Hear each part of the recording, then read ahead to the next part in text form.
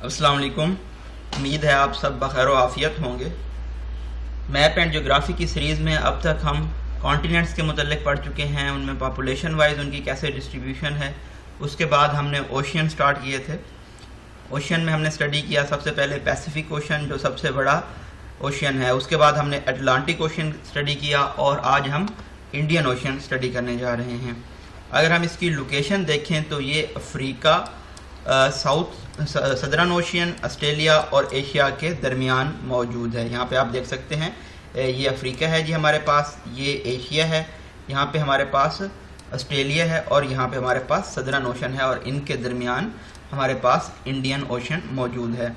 ठीक है जी, ये ईस्टर्न हेमिस्फेयर में मौजूद है। हमने पढ़ा था दुनिया में दो हेमिस्फेयर हैं, एक वेस्टर्न हेमिस्फेयर है और एक हमारे पास ईस्टर्न हेमिस्फेयर है। तो यहाँ पे हमारे पास इंडियन ओशन ईस्टर्न हेमिस्फेयर में मौजूद है, जबकि वेस्टर्न में हमारे पास पैसिफिक और अटलांटिक ओशन मौजूद थे। ठीक है जी, ये थर्ड लार्जेस्ट ओशन है। जो फर्स्ट लार्जेस्ट ओशन था वो पैसिफिक था, second Atlantic and third Indian ocean है। 19.8% of earth water Indian ocean में मौजूद है। एरिया वाइज अगर हम बात करें तो इसका एरिया है 7,05,60,000 स्क्वायर किलोमीटर।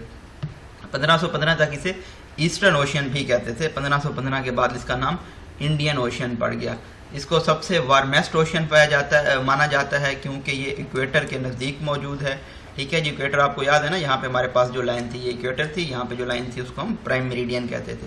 इक्वेटर के नज़दीक मौजूद है, पहली वजह तो ये है। दूसरी वजह ये यहाँ से आप देख सकते हैं, यहाँ पे ये नॉर्दर्न हेमिस्फेयर पे ये लैंड लॉक है। यहाँ से पानी जो आर्कटिक ओशन का है वो इंडियन ओशन में शामिल नहीं हो सकता। आर्कटिक ओशन का पानी ठंडा है, वो ठंडा पानी जब इस गर्म पानी में शामिल नहीं होगा तो ये वाला जो समंदर है ये सबसे ज़्यादा वार्मेस्ट रहेगा। ठीक है जी, नेक्स्ट अगर हम देखें तो इसमें मैक्सिमम नेगेटिव वाटर बैलेंस पाया जाता है और जो ऑक्सीजन कंटेंट है वो लोएस्ट है। इसकी वजह बुनियादी ये है कि ये वार्मेस्ट होने की वजह से यहाँ पे बहुत ज़्यादा एवेपोरेशन होती है और एवेपोरेशन रेट यहाँ पे बहुत ज़्यादा है। सबसे बड़ा आइलैंड इंडियन ओशन का मदगास्कर है और अगर हम दुनिया में इसको देखें तो ये फोर्थ लार्जेस्ट आइलैंड है। यहाँ पे ये मौजूद है मोज़म्बिक चैनल के पास। 40% ऑफ जो वर्ल्ड की ऑफ शोर ऑयल प्रोडक्शन होती है वो इंडियन ओशन से होती है। डीपेस्ट पॉइंट की अगर हम बात करें तो ये सुंडा ट्रेंच है जी। डीपेस्ट पॉइंट हाथी की आप सूंड से याद रख सकते हैं इसका नाम। इंडोनेशिया के ऑफ शोर पे southern coast of Java island मौजूद है, वहाँ पे ये हमारे पास सुंडा ट्रेंच मौजूद है जो कि डीपेस्ट पॉइंट है इंडियन ओशन का। ठीक है, इसकी जो डेप्थ है सुंडा ट्रेंच की वो हमारे पास 7,450 मीटर है। अगर हम लिमिटेशंस देखें, बाउंड्रीज की बात करें इंडियन ओशन की, तो हम कहते हैं कि अटलांटिक ओशन से जो ये अलहदा हो रहा है, यहाँ पे अगर हम ये वाला पॉइंट जो है ये हमारे पास बनता है 20 डिग्री ईस्ट मेरिडियन। ठीक है जी, कैप एगुलास के पास ये मौजूद है। इसी तरह अगर हम पैसिफिक की बात करें, पैसिफिक यहाँ पे हमारे पास पैसिफिक ओशन मौजूद है। ठीक है जी, यहाँ पे इस साइड पे पैसिफिक है, इस साइड पे हमारे पास अटलांटिक ओशन मौजूद है। अगर आप इस मैप को खोल के देखेंगे तो आपको ये तमाम चीज़ें आसानी से समझ आ जाएंगी। पैसिफिक ओशन पे जो हमारे पास एंगल बन रहा है वो तकरीबन बनता है 146 डिग्री और 49 मिनट। इसको हमने क्या कहा था, क्या बोलते हैं, मिनट। यहाँ पे ये कितना है, 46 डिग्री। यहाँ पे कौन सा मुल्क मौजूद है, तस्मानिया मौजूद है। अगर हम नॉर्दर्न मोस्ट एक्सटेंड की बात करें तो यहाँ पे 30 डिग्री नॉर्थ में ये मौजूद है। ठीक है जी, यहाँ पे हमारे पास क्या पाया जाता है, पर्शियन गल्फ इसको अलग कर रहा है, जो दूसरी लैंड बॉडीज़ हैं। और इसी तरह से एंटार्क्टिक ओशन की अगर हम बात करें तो एंटार्क्टिक ओशन यहाँ पे हमारे पास मौजूद है और यहाँ पे जो एंगल बनता है वो 60 डिग्री साउथ बनता है। तो यहाँ से आप देख सकते हैं कि आपको इसकी तमाम डिलिमिटेशंस पता चल गई। हमने यहाँ पे इसकी बाउंड्री लाइन भी मुख्तस कर ली। मार्जिनल सीज बहुत इंपॉर्टेंट पार्ट होते हैं किसी भी ओशन का। मार्जिनल सीज होता है section of ocean partially enclosed bye island, जिसके इर्द गिर्द आइलैंड हो, पेनिनसुला हो। पेनिनसुला हमने पढ़ा था जिसके 3 तरफ तो पानी हो और एक तरफ लैंड मास हो। ठीक है जी, या फिर आर्चिपेलागो होता है ग्रुप ऑफ आइलैंड। ये शेलोअर ओशन होता है, शेलोअर होता है ओशन से, यानी कि इसका पानी ज़्यादा गहरा नहीं होता। Close proximity to land, proximity होता है नियरनेस। अच्छा, यहाँ पे मैंने आपको एक इंग्लिश का वर्ड भी बता दिया है। ये जो मार्जिनल सीज होते हैं बहुत ज़्यादा इनकी अहमियत होती है तिजारत के हिसाब से, ट्रेड के हिसाब से। मिडल ईस्ट को ये कनेक्ट कर रहे हैं, ये वाले जो मार्जिनल सीज हैं इंडियन ओशियन के। इसी तरह से अफ्रीका, ईस्ट एशिया, यूरोप और अमेरिकाज को ये तमाम ओशियन जो सीज हैं ये कनेक्ट करते हैं इंडियन ओशियन के। अगर हम इन सीज़ की बात कर लें, कौन कौन से सीज़ पाए जाते हैं इंडियन ओशन में, तो यहाँ पे आप देख सकते हैं अंडमान सी है, बे ऑफ बंगाल है, अरेबियन सी है, गल्फ ऑफ एडन है, रेड सी है, ठीक है जी, यहाँ पे पर्शियन गल्फ है, मोज़म्बिक कैनल हमने पिछली स्लाइड में स्टडी किया था, ये तमाम लैकाडेव सी है, तो ये तमाम चीज़ें मौजूद हैं, तमाम सीज़ यहाँ पे मौजूद हैं हमारे पास, जो कि इंडियन ओशन के मार्जिनल सीज़ कहलाते हैं।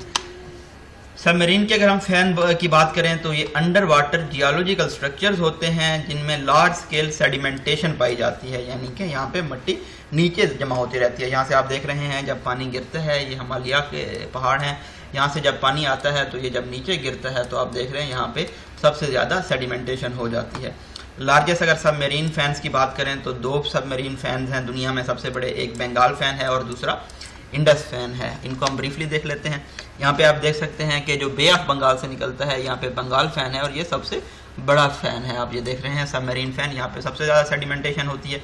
उसके बाद यहाँ पे हमारे पास इंडस फैन है, इसके दूसरे नंबर पे ये आता है, ठीक है। यहाँ पे लोड ऑफ सस्पेंडेड सेडिमेंट्स होते हैं और ये तकरीबन हाफ जो सेडिमेंट्स हैं ये सब कॉन्टिनेंट के रीजन से आते हैं।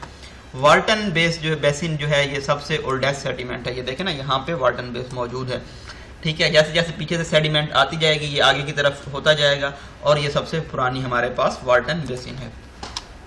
रिजिस की अब बात कर लेते हैं। एक्टिव स्प्रेडिंग रिजिस पाई जाती हैं। रिजिस हमने पढ़ा था कि जो डाइवर्जेंस होती है प्लेट्स की, टेक्टोनिक प्लेट्स की, उनकी वजह से जो चीज़ बनती है उनको हम रिजिस कहते हैं। तो यहाँ पे अगर हम रिजिस की बात करें तो यहाँ पे हमारे पास कार्लसबर्ग रिज मौजूद है, इसी तरह से चारगोज लैकिडाइव यहाँ पे हमारे पास रिज मौजूद है, ठीक है। जिसके बाद यहाँ पे हमारे पास सेंट्रल इंडियन रिज मौजूद है, ठीक है। इसका ये साउथ वेस्ट इंडियन रिज का पार्ट मौजूद है और यहाँ पे साउथ ईस्ट इंडियन रिज का पार्ट मौजूद है। ये इन्वर्टेड हमारे पास आप देख सकते हैं वाई बन रहा है, ठीक है जी। ये काफ़ी सारी टेक्टोनिक प्लेट्स को भी मिलाता है। यहाँ पे हमारे पास अंटार्कटिक की टेक्टोनिक प्लेट है, यहाँ पे हमारे पास इंडो ऑस्ट्रेलियन टेक्टोनिक प्लेट है और यहाँ पे हमारे पास अफ्रीकन टेक्टोनिक प्लेट है। और यहाँ पे ये जो 3 पॉइंट्स पे ये मिल रहा होता है इसको हम ट्रिपल पॉइंट या रोड्रिगीज ट्रिपल पॉइंट भी बोलते हैं। इसके बाद हमारे पास मदगास्कर रिज आ जाती है, ठीक है जी। यहाँ पे हमारे पास ये मदगास्कर रिज मौजूद है। इसके बाद हमारे पास 90 ईस्ट रिज आती है। ये देखें 90 ईस्ट जो रिज है ये बिल्कुल सीधी रिज है, यहाँ पे ये 90 ईस्ट रिज मौजूद है, ये आप देख सकते हैं, यहाँ पे मेंशन भी है। उसके बाद हमारे पास ब्रोकन रिज आ जाती है। तो ये तमाम रिजेस हमारे पास मौजूद हैं और यहाँ पे मोज़म्बिक रिज भी मौजूद है, ठीक है जी।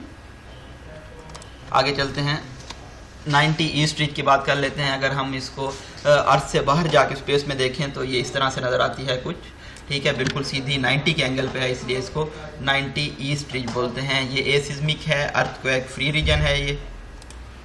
अच्छा जी, इसकी और जो एक खुसूसी बात है, ये इंडियन ओशन को वेस्ट और ईस्ट पार्ट में डिवाइड कर रहा है। यहाँ से आप देख रहे हैं वेस्ट पार्ट और ये हमारे पास ईस्ट पार्ट है।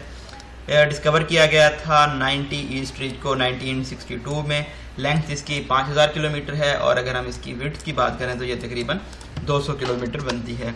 स्टेट्स की बात कर लेते हैं। स्टेट्स ऐसी सी लैंड्स होती हैं जो कि बहुत ज़्यादा अहम होती हैं वर्ल्ड ट्रेड के लिए, दुनिया की तिजारत के लिए। तो इंडियन ओशन में जो स्टेट्स पाई जाती हैं ये 80% of world seaborne oil trade का काउंट करती हैं। 40% जो है ट्रेड होती है जो ऑयल की, वो स्ट्रेट ऑफ हरमूज से होती है। यहाँ पे स्ट्रेट ऑफ हरमूज मौजूद है। उसके बाद जो 35% है वो स्ट्रेट ऑफ मलाका से होती है। स्ट्रेट ऑफ मलाका के बारे में हमने एक बहुत अहम बात पढ़ी थी जब हम पैसिफिक ओशियन डिस्कस कर रहे थे। यहाँ पे अब मैं आपको नहीं बताऊँगा, आपने ये खुद रिमेंबर करना है कि क्या वो अहम बात थी। ये बहुत इंपॉर्टेंट स्ट्रेट है। जो 8% है बाब अलमंदेब स्ट्रेट, ठीक है, 8% यहाँ से हमारे पास तिजारत होती है।